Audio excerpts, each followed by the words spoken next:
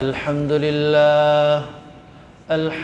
لله نحمده ونستعينه ونستغفره ونعوذ بالله من شرور أنفسنا ومن سيئات أعمالنا من يهده الله فلا مضل له ومن يضلله فلا هادي له ونشهد أن لا إله إلا الله وحده لا شريك له ونشهد أن محمدا عبده ورسوله আজকের আলোচনার বিষয় হলো নিকাহ। শাওয়াল মাসে আরেকটা বিষয় যেটা সুন্নাহ সেটা হলো নিকাহ। যারা বিবাহ করে নাই তাদেরকে বিবাহ করিয়ে দেওয়া। শাওয়াল মাসে বিবাহ করা সুন্নাত। বিবাহের জন্য সময়ও আছে, যে সময় বিবাহ করা, আবার দিন শুক্রবার হইলে বেশি ভালো।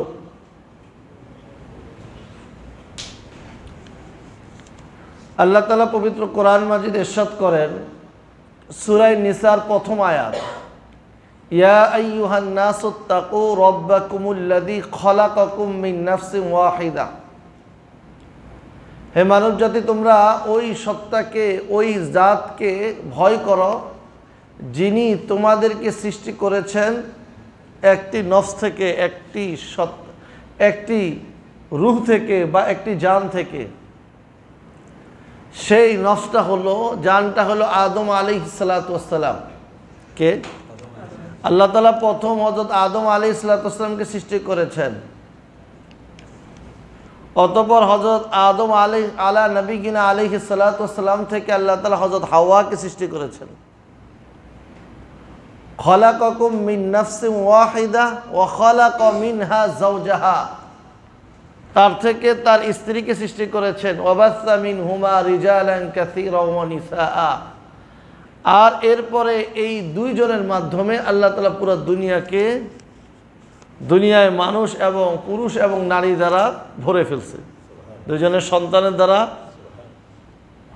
কিতাবের মধ্যে আসছে কসাসুন নবিয়িন, নবীদের ঘটনা।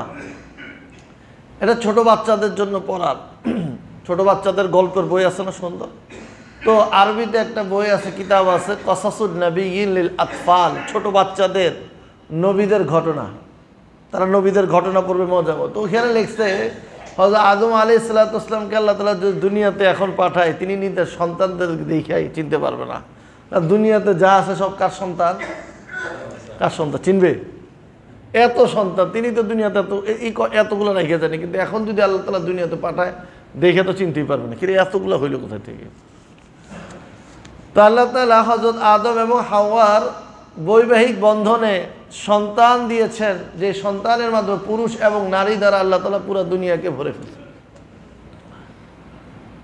আল্লাহ তাআলা হযরত আদম এবং হযরত হাওয়াকে সৃষ্টি করার পরে তাদেরকে বললেন যে তোমরা জান্নাতে থাকো। কোথায় থাকতে বলছে? জান্নাতে থাকতে বলছে। ইয়া আদম আনতা ওয়া যাওজুকাল জান্নাতা, ইয়া আদম উসকুন আনতা ওয়া যাওজুকাল জান্নাহ। হে আদম, আপনি এবং আপনার স্ত্রী জান্নাতে থাকেন।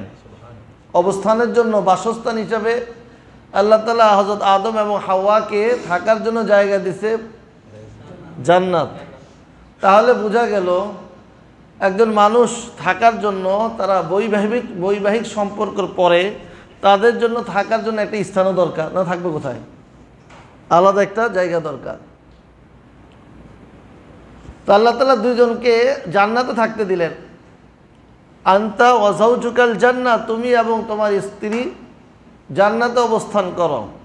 এখন জান্নাতে থাকবে, তো জান্নাতে থাকার অবস্থায় তো খাওয়া দাওয়া করতে হবে। ফাকুলা মিনহা হাইসু শিতুমা, জান্নাতের যেখান থেকে মন চায়, যেই গাছ থেকেই খেতে মন চায়, যে নদী থেকেই খেতে মন চায়, যে পানিও খেতে মন চায় তোমরা খেতে থাকো, যে পাখি খেতে মন চায়, যে পশু খেতে মন চায় সব খাও। ফাকুলা মিনহা হাইসু শিতুমা ওয়ালা তাকরাবা হাদিহিস শাজারা। কিন্তু সব খেতে দিয়েছেন, কিন্তু নিষেধ করেছেন এই গাছের কাছেও যাও না। তো এখানে একটা বিষয় হলো সব করতে পারবা, তো নিষেধটাকেও শিখাচ্ছেন আল্লাহ তাআলা। খাওয়ার জন্য আদেশ করছে, এটা হলো আদেশ, আমর। এটাকে আরবিতে বলা হয়, দুই ধরনের জিনিস হয় আল্লাহর পক্ষ থেকে, দুই ধরনের জিনিস। একটা হলো আমর, আকিমিস সালাহ ও আকিমুস সালাহ, তোমরা নামাজ কায়েম করো, ও আতুজ যাকাত, যাকাত দাও। আবার কিছু জিনিস আছে নিষেধ, ওয়ালা তুফসিরু ওয়ালা তুফসিদু, তোমরা দুনিয়াতে ফিতনা ফাসাদ করিও না, এটা নিষেধ। ওয়ালা তুসরিফু, তোমরা সম্পদ অপচয় করিও না। তা আল্লাহ তাআলা আদম এবং হযরত হাওয়া তাদের দুইজনকে আল্লাহ তাআলা জান্নাতেই শিখাইয়া দিলেন যে দুইটা জিনিস আছে। কয়টা জিনিস? একটা হলো আদেশ আর একটা হলো নিষেধ। তো দুনিয়া তো আমরা আমাদের সামনে কয়টা জিনিস আছে? কিছু আছে আদেশ আর কিছু আছে নিষেধ। তো নিষেধ করে দিল যে এই গাছের কাছেও যাও না, যদি যাও গাছের কাছে, অর্থাৎ গাছ থেকে, তো গাছের কাছে যাওয়া লাগবে না, গাছের থেকে যদি তোমরা কিছু ভক্ষণ করো, ওয়ালা তাকরাবা হাযিহি শাজারাতা ফাতাকুনা মিনাজ জালিমিন, যদি গাছের কাছে যাও, তো বলে দিতেছে কাছেও যাইবা না। যদি কাছেই যাও এই অবস্থা, তো এটাকে গ্রহণ করলে বা এটা ব্যবহার করলে, খাইলে কি অবস্থা হবে? বলতে কাছে গেলেই তোমরা জালেম, কাছে গেলেই। তা হযরত আল্লাহ তাআলা হযরত আদম এবং হাওয়াকে সর্বপ্রথম বিবাহ দিয়েছেন। হযরত আদম এবং হাওয়াকে সর্বপ্রথম বিবাহ আল্লাহ তাআলা দিয়েছেন দুইজনের মধ্যে, একজন হযরত আদম আর একজন নারী হলো হাওয়া। তো বিবাহের জন্য একজন পুরুষ হইতে হয়, আরেকজন কি হইতে হয়? হযরত আদম ছিল পুরুষ, হাওয়া ছিল নারী। তো বিবাহের জন্য প্রথম শর্ত হলো দুইজনে কি হইতে হবে? একজন পুরুষ আরেকজন কি হইতে হবে? নারী। একজন পুরুষ আরেকজন নারী। তাহলে বোঝা গেল এর থেকে দুইজন পুরুষও বিবাহ হয় না, দুইজন নারীও, দুইজন পুরুষও কি হয় না, দুইজন নারীও। তো দুইজন পুরুষে বিবাহ হইলে সমকামী, দুইজন নারী বিবাহ হলে সমকামী। তো এটার বৈধতা নাই। আল্লাহ তাআলা হযরত আদম এবং হাওয়াকে বিবাহ দিয়েছেন, একজন হলো পুরুষ আরেকজন হলো নারী। তো সর্বপ্রথম বিবাহ যাদের মধ্যে হয়েছে তারা কে? আদম আলাইহিস সালাতু ওয়াস সালাম, একজন হযরত হাওয়া। কেউ যদি জিজ্ঞাসা করে বলতে পারবো তো ইনশাআল্লাহ। হ্যাঁ, আমরা মুসলমান, আমাদের এগুলো জানতে হবে। তো সর্বপ্রথম যে বিবাহ হয়েছে, বিবাহ বন্ধন, সেটা কার কার মাঝে হয়েছে? আরে ভাই ঘুমাইতেছেন নাকি? আওয়াজ দেন একটু। আদম এবং হাওয়া। তাহলে ঘুম আসবে না। আমরা জুমার দিনে আসি, সারা বছর প্রত্যেক দিন কি আলোচনা হয়? জুমার দিন হয়। তো একটু আমরা আলোচনাগুলো শুনবো, একটু নৈরাচরে বসবো, যাতে করে আমাদের কিছু খোরাক হয়। তো হযরত আদম এবং হাওয়ার মাঝে আল্লাহ তাআলা সর্বপ্রথম বিবাহ করে দিলেন। আল্লাহ তাআলা পবিত্র কোরআন মাজিদে ইরশাদ করেন, ওয়ালাকাদ আরসালনা রাসূলাম মিন ক্বাবলিক, আমি হে নবী আপনার পূর্বে অনেক রসুল প্রেরণ করেছি। আল্লাহ তাআলা বলতেছেন নবী সাল্লাল্লাহু আলাইহি ওয়াসাল্লামকে, আল্লাহ নবী, আমি আপনার পূর্বে অনেক রসুল প্রেরণ করেছি। ওয়াজআলনা লাহুম আজওয়াজান ওয়া যুররিয়া, আমি তাদের জন্য স্ত্রীও দিয়েছি এবং তাদের জন্য সন্তানও দিয়েছি। তাহলে বোঝা গেল নবী আলাইহিস সালাতু ওয়াস সালামদেরকে আল্লাহ তাআলা, যাদেরকে আল্লাহ তাআলা দুনিয়াতে প্রেরণ করেছেন, তারা বিবাহ করেছে। তারা কি করেছে? বিবাহ করেছে। বিবাহর গুরুত্ব এটা, নবীরা বিবাহ করছে। তো যেই জায়গায় নবীরা বিবাহ করেছে ওই জায়গায় আমি আর আপনি কি? কারণ আমরা বিবাহ ছাড়াই ভালো আছি। যে জায়গায় আল্লাহ তাআলা নবীদেরকে কি করাই দেওয়া হয়েছে? নবীদেরকে বিবাহ দিয়ে দিয়েছেন যে আপনারা বিবাহ করেন। আল্লাহ তাআলা, আল্লাহ নবী সাল্লাল্লাহু আলাইহি ওয়াসাল্লামের একটা হাদিস, আল্লাহ নবী সাল্লাল্লাহু আলাইহি ওয়াসাল্লামের কাছে যা সালাসাতু রাহতিন, তিনজন মানুষ। কয়জন মানুষ? তিনজনের একটা দল। যা সালাসাতু রাহতিন ইলা বুয়ুতি আজওয়াজিন নবী সাল্লাল্লাহু আলাইহি ওয়াসাল্লাম, তারা নবী সাল্লাল্লাহু আলাইহি ওয়াসাল্লামের স্ত্রীদের ঘরে আসলো। কয়জন মানুষ? তিনজন মানুষ। আয়েশা নবী সাল্লাল্লাহু আলাইহি ওয়াসাল্লামকে জিজ্ঞাসা করলো, ইয়াসআলুনা আন ইবাদাতিন নবী সাল্লাল্লাহু আলাইহি ওয়াসাল্লাম, তারা আয়েশা নবী সাল্লাল্লাহু আলাইহি ওয়াসাল্লামের স্ত্রীদেরকে নবী সাল্লাল্লাহু আলাইহি ওয়াসাল্লাম ঘরে কি কি ইবাদত করতেন এই সমস্ত ব্যাপারে জিজ্ঞাসা করে। বাহিরের ইবাদতগুলো তো দেখে, কিন্তু ঘরে কি করে এটা তো। আমি আর আপনি ঘরে আছি, তো ঘরে কি অবস্থায় থাকি না থাকি এগুলো তো মানুষ দেখে না। কারণ নবী সাল্লাল্লাহু আলাইহি ওয়াসাল্লাম পারিবারিক জীবনটাও আমাদের জানতে হবে, নাহলে মানবো কীভাবে? তো এই জন্য তো তারাও জিজ্ঞাসা করলো যে নবী সাল্লাল্লাহু আলাইহি ওয়াসাল্লাম ঘরে কেমন ইবাদত করে। তো নবী সাল্লাল্লাহু আলাইহি ওয়াসাল্লামের স্ত্রীরা জানাইলেন, যে বিস্তারিত বলে দিলেন যে এই ইবাদত করেন। তো তারা কান্নাহুম তাকাল্লুন, তো জিজ্ঞাসা করার পর তারা শুনে এটা তো তারা কম মনে করলো, বিষয়গুলো ইবাদতের ধরনটা কি মনে করলো, কম মনে করলো আর সাধারণ মনে করলো এটা এত অল্প। অথচ আল্লাহ তাআলা কদ গাফারাল্লাহু লাহু মা তাকাদ্দামা মিন যামবিহি ওয়া মা তাআখার, আল্লাহর নবীর ব্যাপারে ঠিক আছে আল্লাহ তাআলা তিনার আগের গুনাহও মাফ করে দিয়েছে, পরের গুনাহও মাফ করে, তিনার এই অল্প ইবাদত যেটা মনে করতেছি আমরা এটা যথেষ্ট।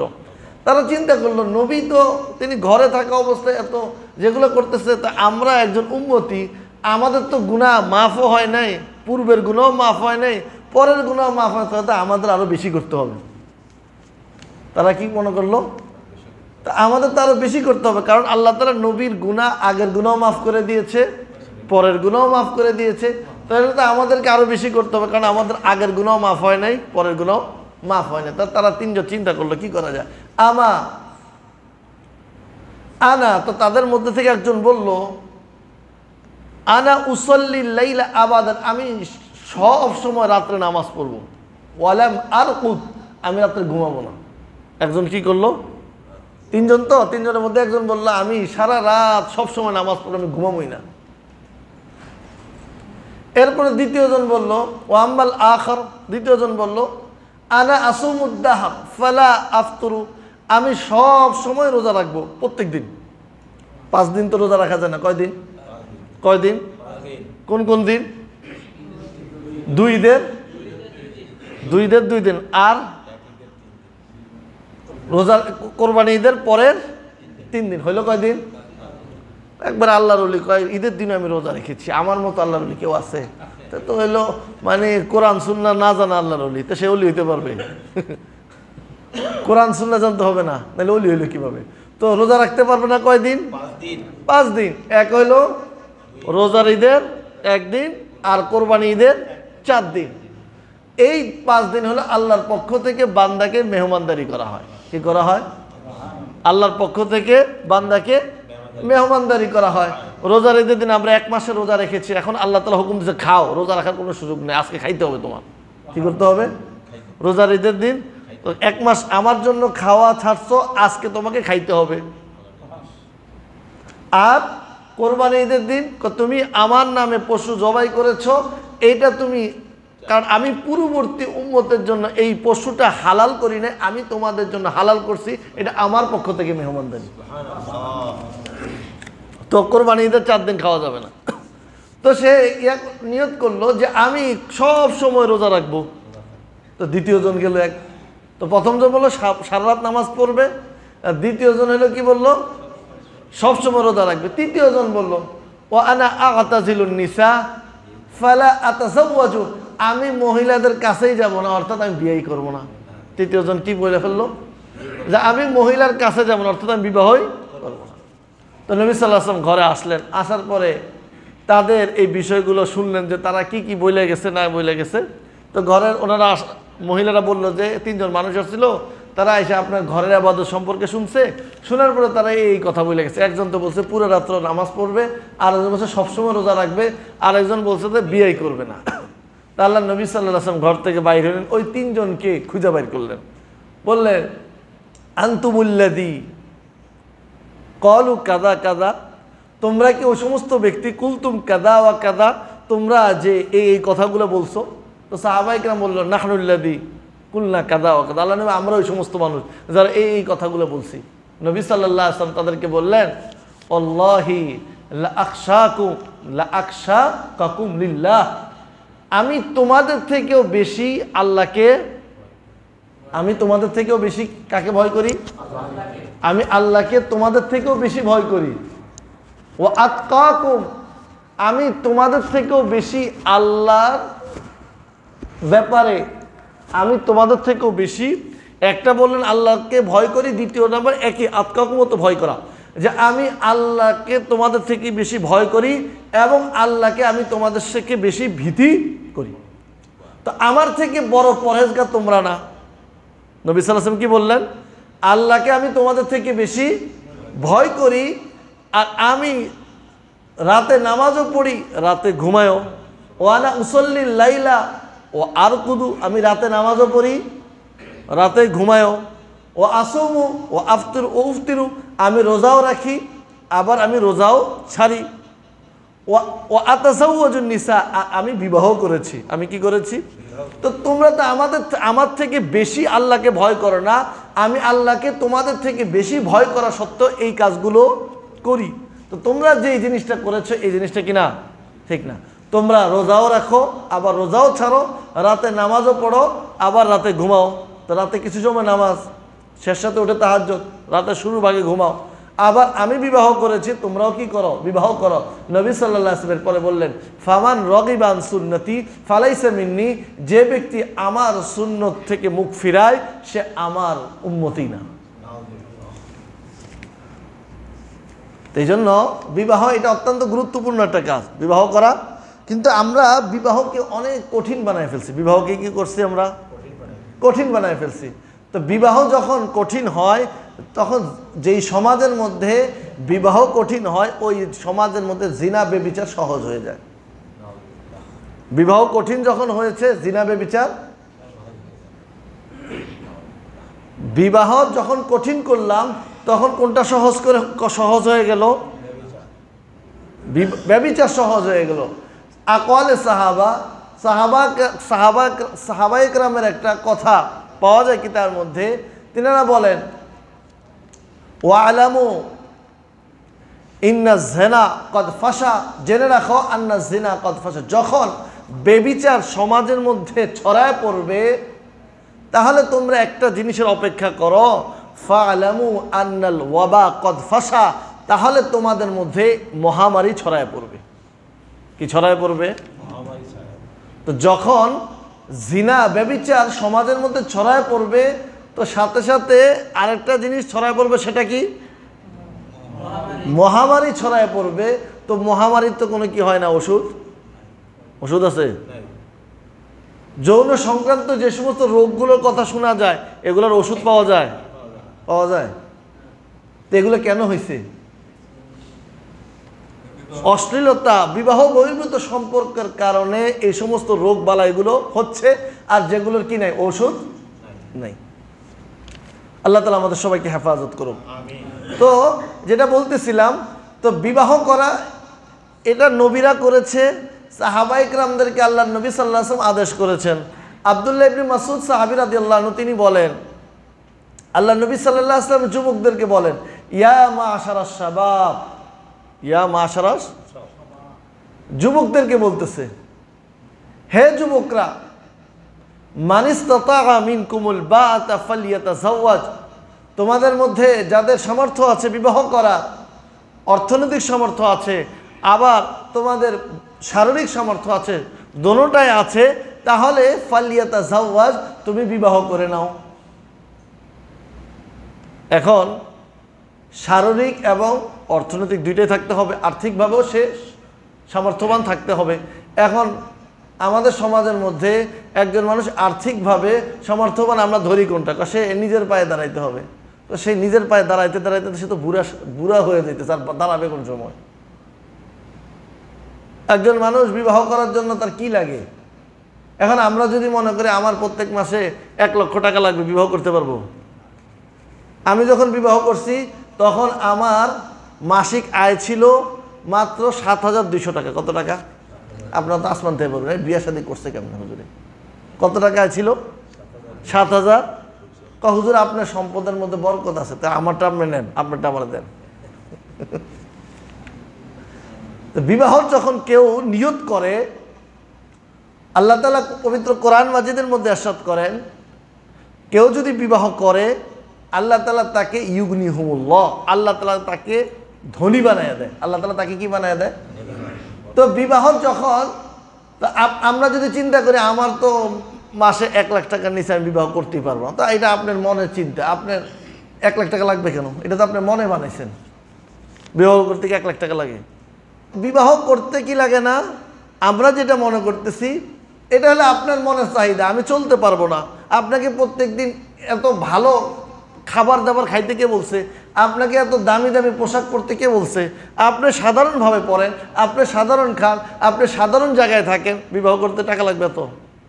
আপনি চিন্তা চেতনায় বানায় ফেলছেন আমার 1 লাখ টাকা লাগবে। তো যখন 1 লাখ টাকা 1.5 লাখ টাকা চিন্তা আপনি বিবাহ করবেন, আপনার কাছে যিনি আসবে তিনি আসবে 2.5 লাখ টাকা নিয়ে চিন্তা করে। কি নিয়ে আসবে? আপনি তো 1 লাখ টাকা চিন্তা বা 1.5 লাখ টাকা চিন্তা। আপনি যাকে বিবাহ করতেছেন সে চিন্তা করবে তো 2.5 লাখ টাকা, আমার স্বামীর যদি 2.5 লাখ টাকা কম থাকে তাহলে তো আমরা চলতেই পারবো না।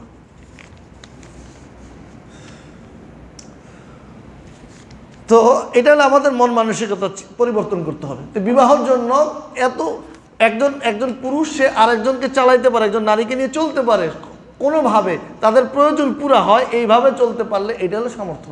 এখন আমরা যেটা মনে করতে সামর্থ্য, ছেলে নিজের পায়ে দাঁড়াইতে হবে, তার বাড়ি থাকতে হবে, তার বাড়িও হবে না, তার বিবাহ শাদীও হবে। তো নবী সাল্লাল্লাহু আলাইহি সাল্লাম যুবকদেরকে বললেন, ইয়া মাশারাশ শাবাব, হে যুবকরা তোমরা বিবাহ করো। তোমাদের যদি শারীরিক এবং অর্থনৈতিক সামর্থ্য থাকে তাহলে তোমরা কি করে নাও? বিবাহ করে নাও। এখন আরেকজন মানুষ যার অর্থনৈতিক সামর্থ্য নাই, তার শারীরিকও নাই, এমন যদি হয় বা তার দোনোটাই আছে, অর্থনৈতিক নাই, শারীরিক ঠিক আছে কিন্তু নাই, টাকা পয়সা নাই, কারণ বিবাহের জন্য কি দিতে হবে? তাকে মোহর দিতে হবে। ফামান লাম ইয়াস্তাতি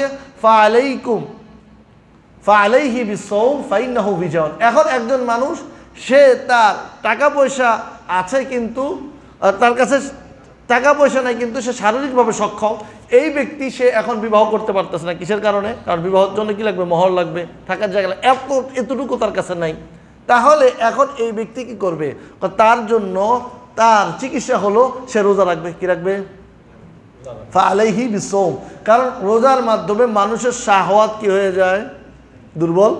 কারণ রোজার মাধ্যমে গুনাহ থেকে বাঁচা যায়। এখন রোজা রেখে যদি ভালো তৈলাক্ত খাবার খায় আরও বেশি তো আমাদের শরীরের মধ্যে শাহওয়াত চলে আসবে এমনি। রোজার মধ্যে আমরা যে খাবার খাইছি, যেটা রোজার মধ্যে তৈলাক্ত খাবার, বুট ছাড়া হবে না, ছোলা ছাড়া হবে না, দামি দামি খেজুর লাগবে, এটা লাগবে, সেটা লাগবে। রোজার খাবার অন্যান্য মাসের থেকে আরও খায়। আরও সুন্দর কথা, রোজার মাসের তো খাবারের হিসাব নাই। কই পেয়েছেন এই সমস্ত ভুয়া কথা? হিসাব নাই মানে? তো আপনি যখন আপনি বিবাহ করতে পারতেছেন না, কিসের কারণে? আপনার অর্থ নাই। তাহলে এখন আপনার জন্য চিকিৎসা হলো আপনাকে রোজা রাখতে হবে। কি রাখতে হবে? তো আল্লাহ নবী সাল্লাল্লাহু আলাইহি ওয়াসাল্লাম তাকে বলতে, আল্লাহ নবী সাল্লাল্লাহু আলাইহি ওয়াসাল্লাম বলতে, ফাইন্নাহু বিজাউন, এই রোজার মাধ্যমে তুমি গুনাহ থেকে বেঁচে থাকতে পারবা। কিসের থেকে বেঁচে থাকতে পারবা? আর আল্লাহ তাআলা কোনো বান্দা যখন রোজা রেখে আল্লাহর কাছে চাইবে, আল্লাহ রোজা রেখে আপনার কাছে চাচ্ছি, আপনি আমার ব্যবস্থা করে দেন, বিবাহ করতে নিয়ত করছি, কারণ আমার উদ্দেশ্য হলো এই বিবাহের মাধ্যমে গুনাহ থেকে বাঁচা, তাহলে আল্লাহ তাআলা ওই বান্দার জন্য ব্যবস্থাও করে দিবেন। আল্লাহ তাআলা আমাদের সবাইকে যে সমস্ত কথাগুলো বলা হলো এর উপরে আমল করার তৌফিক দান